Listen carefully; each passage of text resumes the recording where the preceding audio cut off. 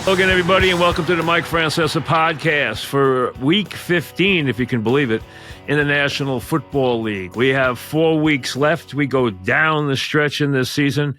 Obviously, a lot of teams still harbor playoff aspirations. A lot of teams think they can make this big 4-game run and change their fate. So we'll see what happens. Big games abound. The NFL, as it does late in the season every year, now moves to Saturday, that the college football season is over. They have the right to move to Saturday. 3 games on Saturday. So really, the rest of the way, you have wall-to-wall NFL. You have it on Thursday night. You have it on Saturday. You have it on Sunday. You have it on Monday. So you have NFL really everywhere you turn. The bowls have lost a lot of their luster because with this portal stuff and all the NIL action and players, changing schools like they do now, and a lot of them, when they do this, especially in the smaller schools, the secondary schools that are playing in these early bowls, their quarterbacks are all getting offers to go everywhere. So the bottom line is none of them are playing in these bowl games. So if you're looking at wagering on a bowl game now, you have to take into effect things that have nothing to do with football, but they are enormous factors. Number one, okay, you got to know who's sitting out because of the draft, especially in the later games. Number two, who's entered the portal and is on their way to another school. They're not playing.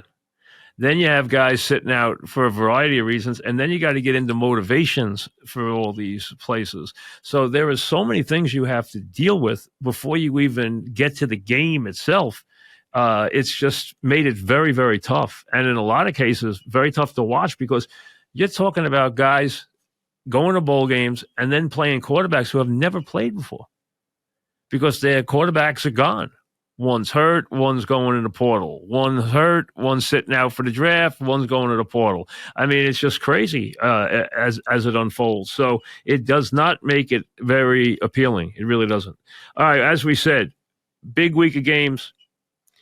Once you get to late Sunday, you have 3 games to carry you Sunday night, and Monday night, all with major playoff implications.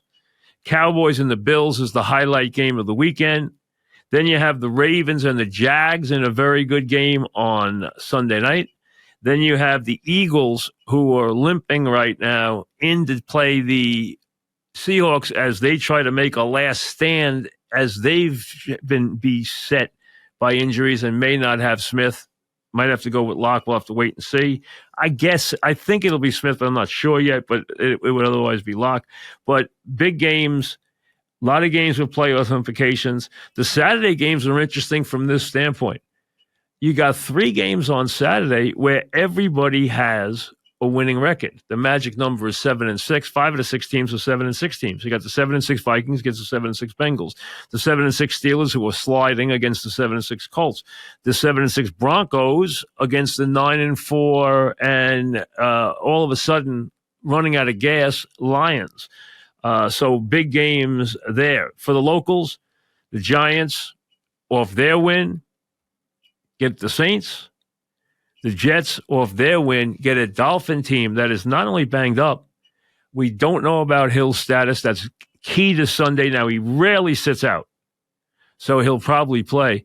But both the Giants and the Jets, with their storylines right now, as wild as they are, both have a chance as underdogs to win their games this weekend. I don't think there's any question about it because the Saints are extremely vulnerable, and the Dolphins, coming off a shattering loss, 14 points up with 3 minutes to play, and they lose to the Titans in a devastating defeat that has opened the door for the Bills and has opened the door for the Bills to maybe win the division title. So a lot will go on there, and the Cowboys will have a big say in the AFC East because they have the Bills this week in Buffalo and then the Dolphins next week in Miami. If they win against one and lose against the other, they have clearly elevated and changed the face of the division race. No question about it. All right, let's run down the games. Last night was the last nail if you needed the last nail in the Staley coffin, we know he was gone anyway. But if he wasn't gone, he basically tried to plead for his job after the game, saying he still should be the coach. Hey, he's gone. We know that. And that's an attractive job. Maybe not as attractive as everyone thinks it is, but it's attractive from the standpoint of they have a really good quarterback who has to play better. But he has the ability. You don't have to go looking for one. But last night, a team shut out the week before, playing that 3-0 debacle last weekend, turn around and score 63 points last night. Now, if you watch the game, the Raiders came out and scored a touchdown, drove the field, scored a touchdown. Samir White scored. He was playing for Jacobs, who was out last night. Then the Chargers proceeded to turn the ball over. Turn the ball over, Raider touchdown. Turn the ball over, Raider touchdown. Turn the ball over, Raider touchdown. Next thing you know, the final score is 63-21, and it wasn't even that close. And the Chargers turned the ball over 5 times. The Raiders did whatever they wanted. Their quarterback had a big night with 4 touchdown passes. Everybody who played scored for the Raiders. I think the coach even scored, as a matter of fact. 63-21. So you go from 0 points 1 week against the Vikings to the most points the Raiders have ever scored. 63 points last night against the Chargers. That would make Al Davis happy because he hated the Chargers and their owner, Gene Klein. All right, let's start with the Saturday games. Instead of starting with the Jets and Giants, we'll start with the Saturday games. As I said, 3 games on Saturday, all teams with playoff implications, all teams with winning records. The record of 7-6, 5 of the 6 teams. The one that doesn't, of course, the Lions, who are hosting the Broncos in the late game. Vikings and Bengals. Vikings win 3-0 last week. Brian Flores is going to get a job next year. I don't think there's any question about it. He's done a good job with that defense. Interesting.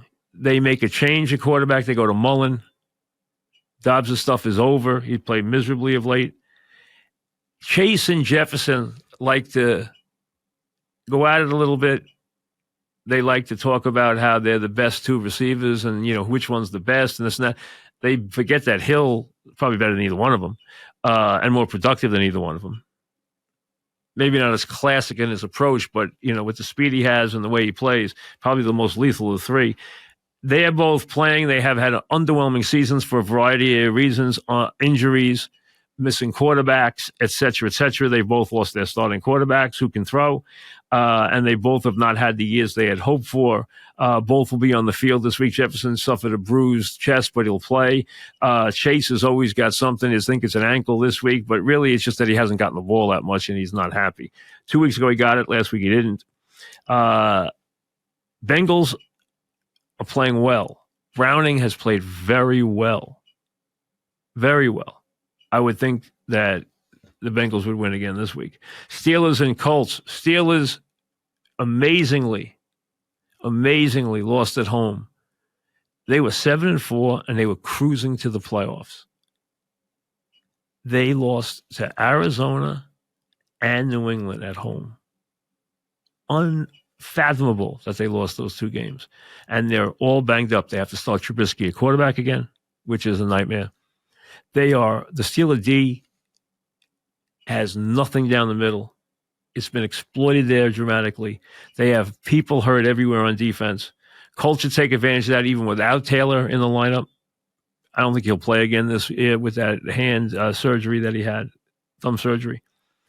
I think the loser is probably out. I think the loser is not going to the playoffs of this game. The Steelers and the Colts. The team that loses that game, I do not think will make the playoffs.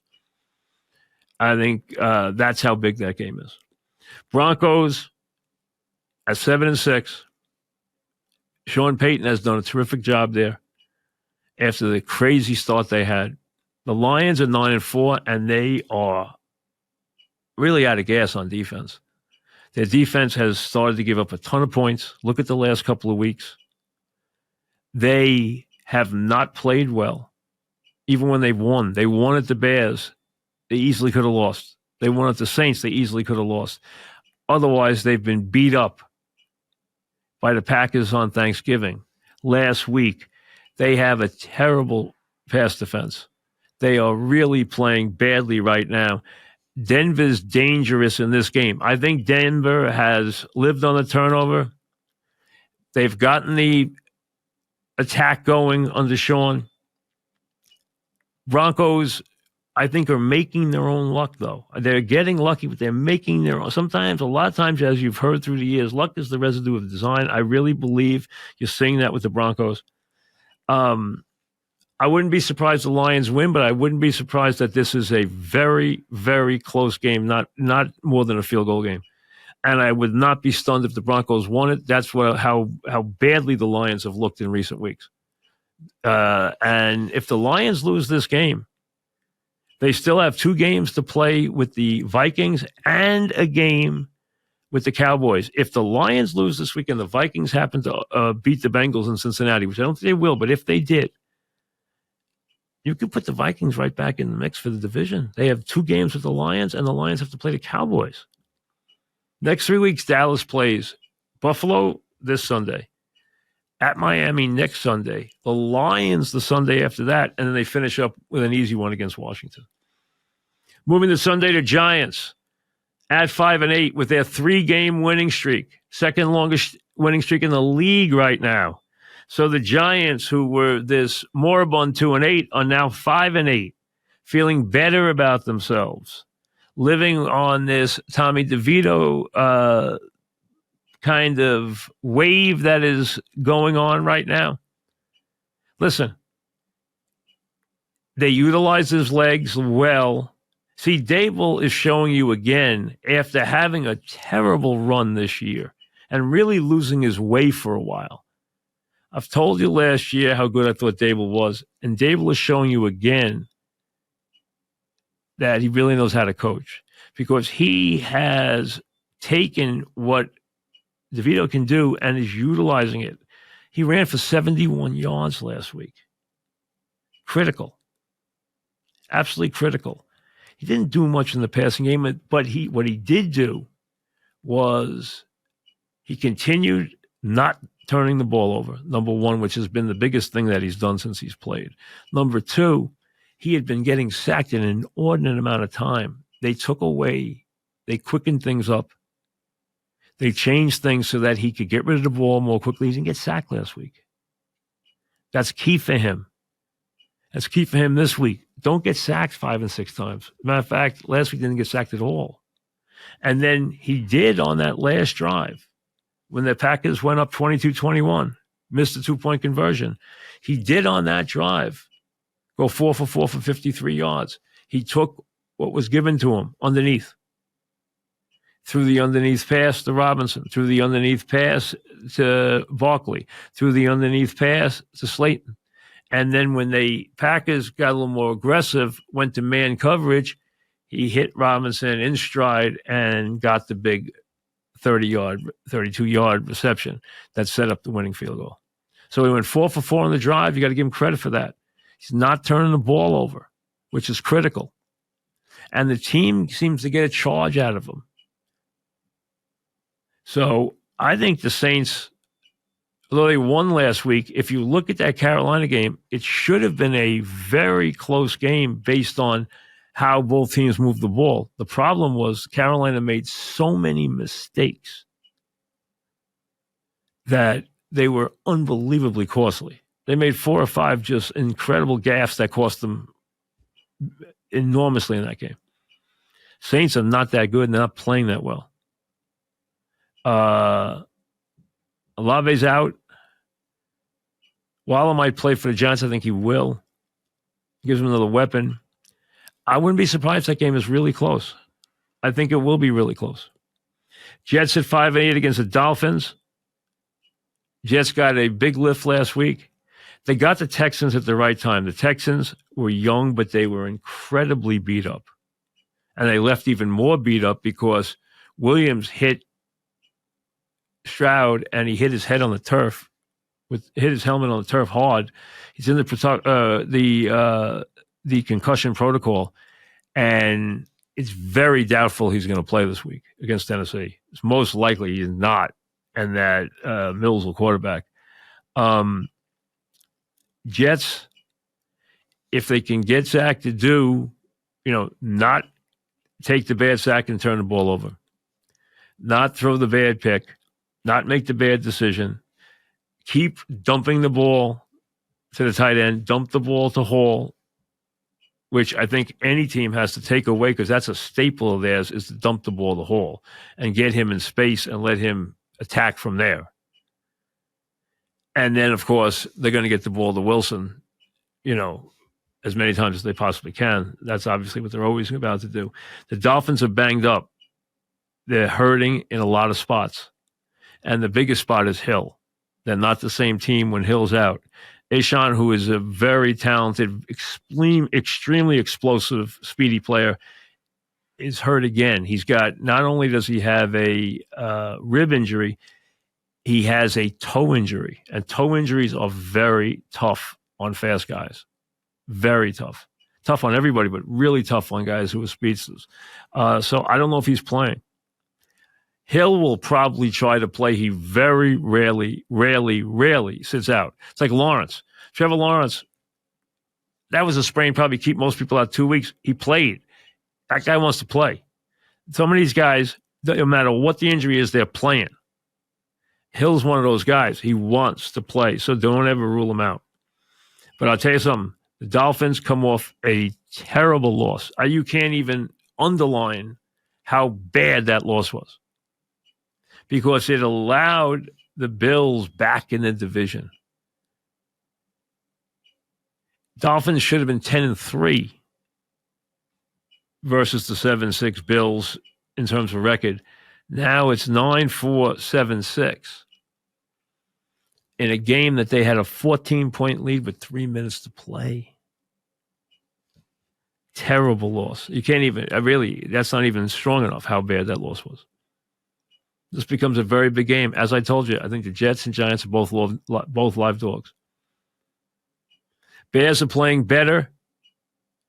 Fields, very interesting what they're going to do with him going forward. They're going to trade him and then draft the number one quarterback. Are they going to do something else? Are they going to trade the pick up some more talent and go with Fields at quarterback? Their defense is also playing better. Now they go play the Browns. Browns are banged up on the offensive line. They've given the job to Flacco for the rest of the season. Browns are tough at home. Their defense is tough at home. They're going to give the Bears trouble. But I think the Bears are playing better. I think this game will probably be low scoring and close. Browns at 8-5 have Bears at Texas, and they're all banged up. I'll get to them in a minute. The Jets at home on a Thursday night, and then the Bengals. They have a very good chance to go to the playoffs. The Bucs and Packers, both 6-7. The Packers coming off that bad loss to the Giants. It was predictable, though. Bad weather, wind, in a place where it's tough to throw the ball. Packers coming off a big win. Full of themselves. They're young. The quarterback played badly. He wasn't really ready to understand how hard it is to throw the ball sometimes in that building. And they played a lousy game. And then they gave it up in the final seconds. It was a bad loss for them. Now they get the Bucs at 6-7. Packers are banged up. We know that. Bucs are banged up on D, and they probably don't have Goodwin. For some reason last week, maybe they did a great job on him. I didn't watch the game, but Evans only had one catch. That's very unusual. He's had a big year. They need to get the ball back to him. You would think the Packers would bounce back here against the Bucs. They probably will, but the Bucs are hanging in there. Texans at 7-6 at the Titans. Texans are not the same team right now. They're probably going to this game without Stroud, Collins, Brown, and Tank Dell. That is their passing offense. Throw in Schultz, who will probably be back this week, and that is their passing offense. That is this team that put up huge passing numbers this year. They're all out. I don't think Stroud's playing this week. He's in the concussion protocol as of today. I don't think he's playing this week. I think Mills is going to quarterback. We know he's going to be without Brown, and he's going to be without Collins, and he's going to be without Dell. Schultz will come back, and I think he's going to be without Collins. I mean, that is a rough go for them. Titans come off the big win. They're dangerous. They're not good, but they're dangerous. In what is probably Vrabel's last season in Tennessee, there's a lot of talk that he could be the next coach in New England. Chiefs coming off 2 losses in a row. We know about what happened last week with the Tony offsides, Mahomes exploding. Okay, he's frustrated by the pass offense right now because it's not there. I've been saying it probably since week 3. They have got to settle on Rice, and you're starting to see that. It has to be even more confirmed. Make Rice the premier wide receiver and make it a Rice-Kelsey offense. Pacheco's hurt. You got to live with that right now. The bottom line is you can't count on Tony. You can't count on Sky Moore. You can't count on Scantling. You can't count on those wide receivers. The Rice is the guy. Pats come off a win. This will be a tough game for them against Kansas City. And Kansas City, with a win here, Kansas City's going to get all backup quarterbacks after the Pats, and the Pats don't have a real quarterback. But after that, they're going to get backup quarterbacks the rest of the way. They're going to win their last 3 games. I think they'll win this game, they'll win their last 4 games. So they will be division winners, and they'll be 12-5. They'll probably not be worse than the 2 seed, despite their recent problems. Falcons at 6-7 are in a 3-way tie with the Bucs. Bucs have the little edge over the other 2 right now, scheduling-wise and with things going forward. Panthers just continue to lose, find a way to lose. Even if they play better from scrimmage, they find a way to lose.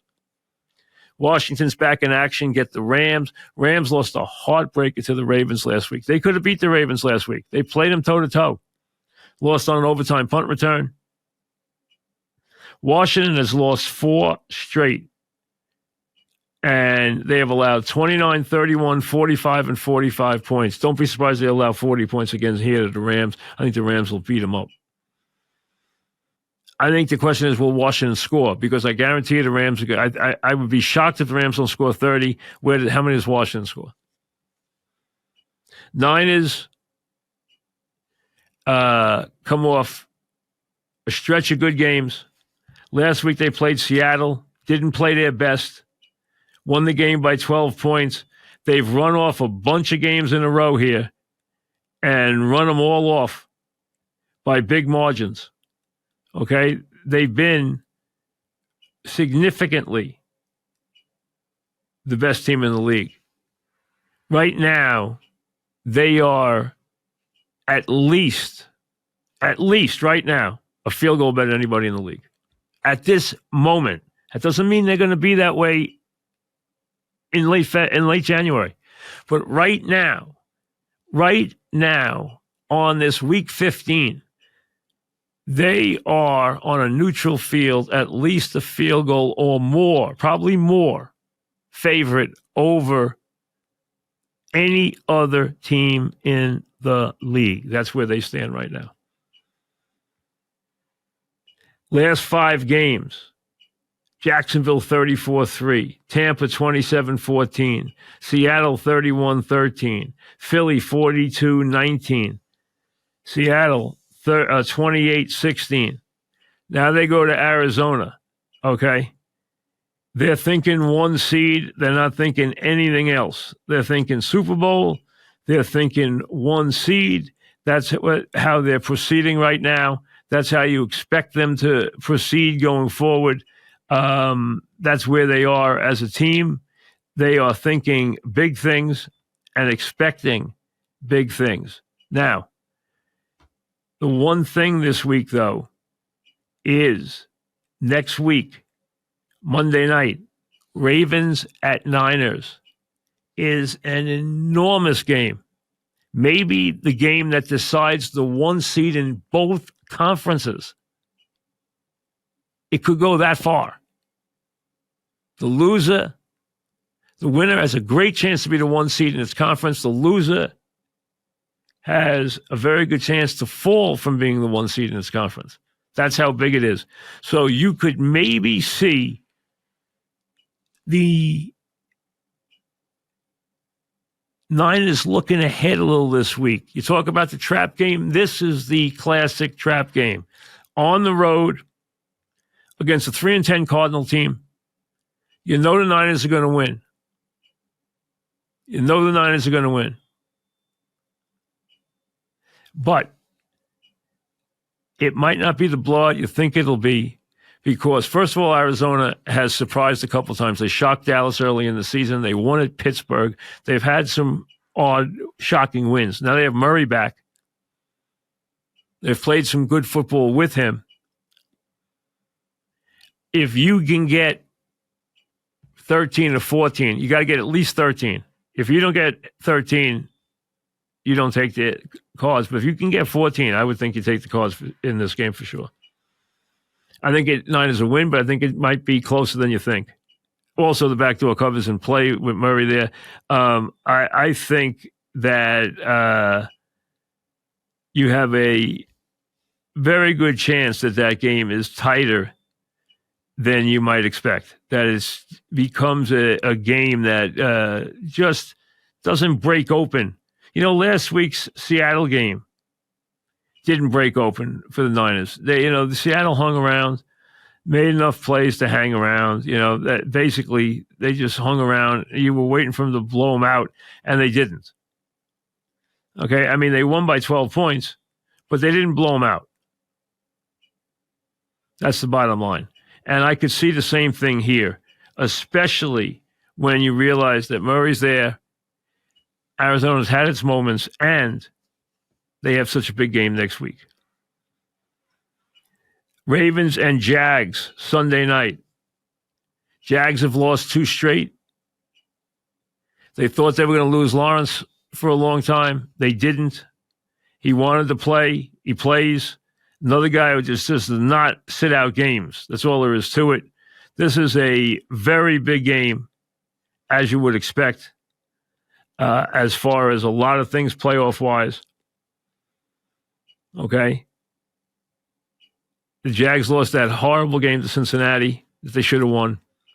Then they lose to Cleveland 31-27. So they're looking at 3 straight, and here come the Ravens. So very big game. In a year where there's not a lot of top quarterback play, here are 2 guys who are playing at a good level. There's only a handful. There's so many teams that just are not, have lost their quarterback, playing a backup, playing a third guy, playing a second guy, getting a guy off the street. I mean, so a lot of teams are in that position. This is a game that doesn't show that. The Eagles had that stretch of games. The last one of that stretch is this week. They have been pounded the last 2 weeks. Now they go across the country, hard trip, to play a Seahawks team that can be very tough in its building. They're banged up. Eagles are banged up. Eagles have been pounded. They've given up 7. If you go over to the Buffalo game, which they won 37-34, they've given up 34, 42, and 33 points. Now, last week they moved the ball against the Cowboys, but they turned it over, and turnovers have killed the Eagles. They have turned it over so many times, and last week they turned it over deep in Cowboy territory while driving twice. The other time at midfield, 3 big drives thwarted by turnovers, by fumbles. Hurts was turning the ball over way too much. The wide receivers are turning the ball over too much. And the Eagle defense is hurting, especially in the secondary. If they don't get a big pass rush, they are in big trouble because their secondary can't cover right now. The Eagles look like they're out of gas. I don't know if they'll get that back this week. They're going to take a deep breath here and start to play better. I don't know if it'll be this week. I think if it's not, I think it'll definitely be next week at home against the Giants. Their last 3 games, they played the Eagles. The Eagles played the Giants at home, the Cardinals, and then at the Giants. They should, and I believe will, win those 3 games. They're going to need all of them. That division race is going to go down to the wire. 1 seed, 2 seeds is going to go down to the wire. I don't see a lot of teams, the way this thing is shaking out, I don't see a lot of the teams with the best records having the ability to rest people. I think these games will be important. There'll be something to play for right through the last week of the season. And you're going to have some really big games the last week of the season, like Buffalo, Miami the last week of the season. This next week, Ravens and Niners. Week after that, Dolphins and Ravens. Okay? Week after that, Dolphins and Bills. Go down the line. Big games about Lions and Vikings. Packers and Vikings. A lot of big games to be played. Right to the wire.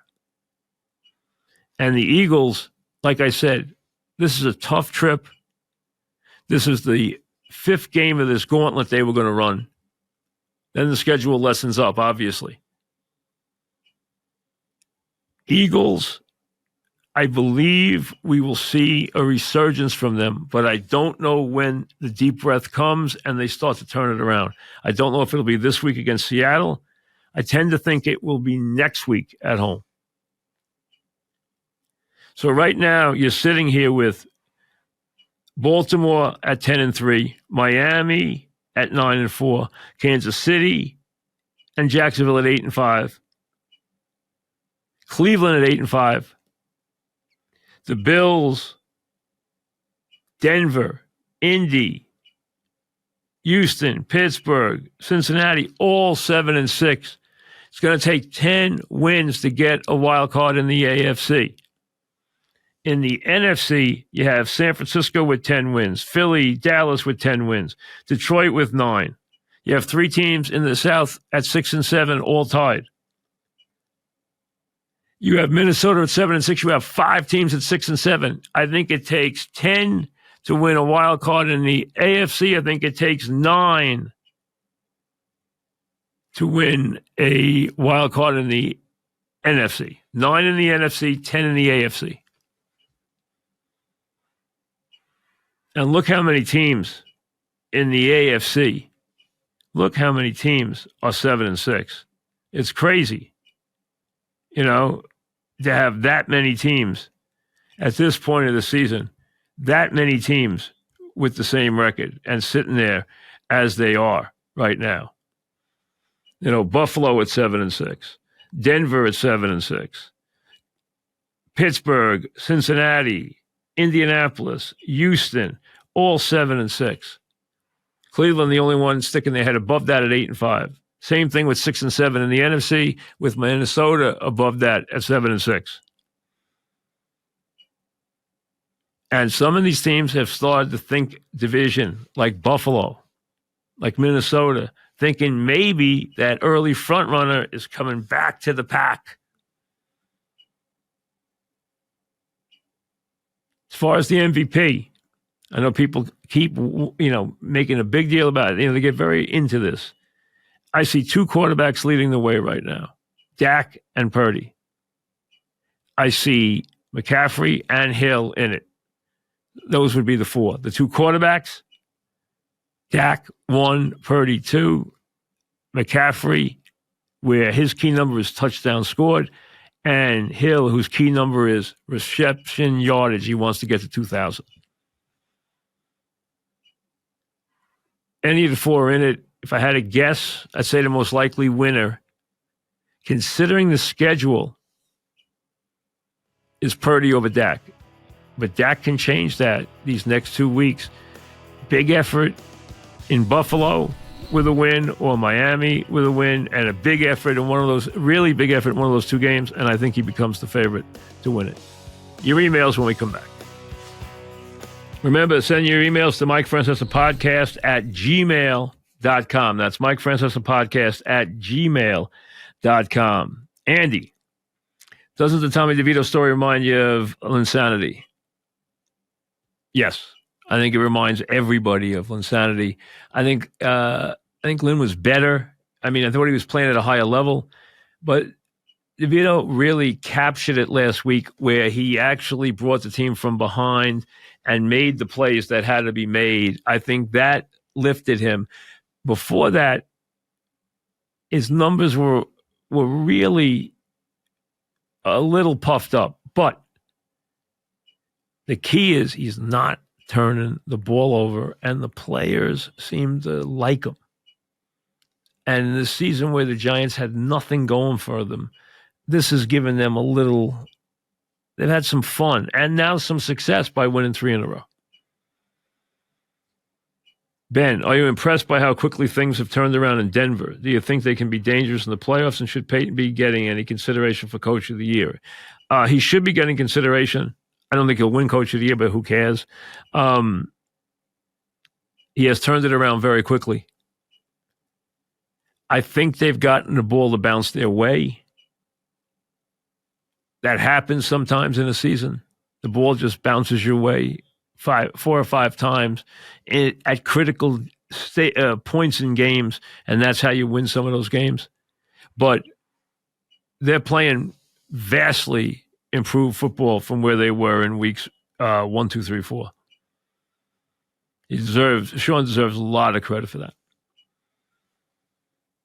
Steve, watching the Chiefs this year, it seems like no one has fully stepped into the top receiver spot. Well, we've been through this every week, so this is obviously we've gone over this territory a lot. As I've said a million times, Rice is the guy. I understand they've had him running some wrong routes at times. That comes with rookies. He does not drop the ball. He's explosive. He's got an explosive first step. He has started to catch touchdown passes. I think he is, without question, the guy they have to elevate to wide receiver 1 status in every single way and make it about Pacheco running and Kelsey and Rice in the passing game. Phil, do you think the Dolphins are a serious contender? No, I don't. I think their defense lacks. I think they are a team that can be dangerous, especially if they get a playoff game at home and they get a hot day in Miami, where, believe it or not, that adverse weather there will impact a team more than a cold day will in January. The team playing in hot, humid weather in Miami in late December or late January, let's say mid-January, that team is not used to that heat at all. They've been in cold weather, especially if they're a cold weather team. And I think that is a huge advantage at home for a speedy team like the Dolphins to wear down opposing defenses, especially in that weather. So I think they would have a very, very big advantage at home in the playoffs. Doug, what have you seen from Love as far as a quarterback? Any good? Yeah, I've seen some things. He's not there yet, but he has, for the most part. Now, let's throw out the aberration because he did not throw the ball accurately, did not throw the ball well, or make good decisions at the Meadowlands. He did not do that well in that stadium last week. Throw that aside. He has been terrific against the blitz, and he has made a lot of big downfield throws. First of all, this is a very young team. It's a very, very young receiver room, first and second years all the way through. And I'm talking the tight ends and everybody else. That's a very young receiver room. And I think the quarterbacks showed you he can play and he can handle things, and he's only going to get better. So do they think they have found another quarterback while teams struggle? The answer is yes. But you know what? They're smart about it. They know what they're doing. They know how to pick a quarterback, which is a lot of the battle.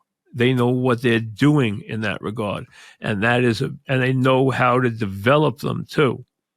Let them sit and wait. And you have seen now, it's not a coincidence that they have top quarterback play followed by top quarterback play, followed now by good young quarterback play. They know what they're doing. We'll see you later.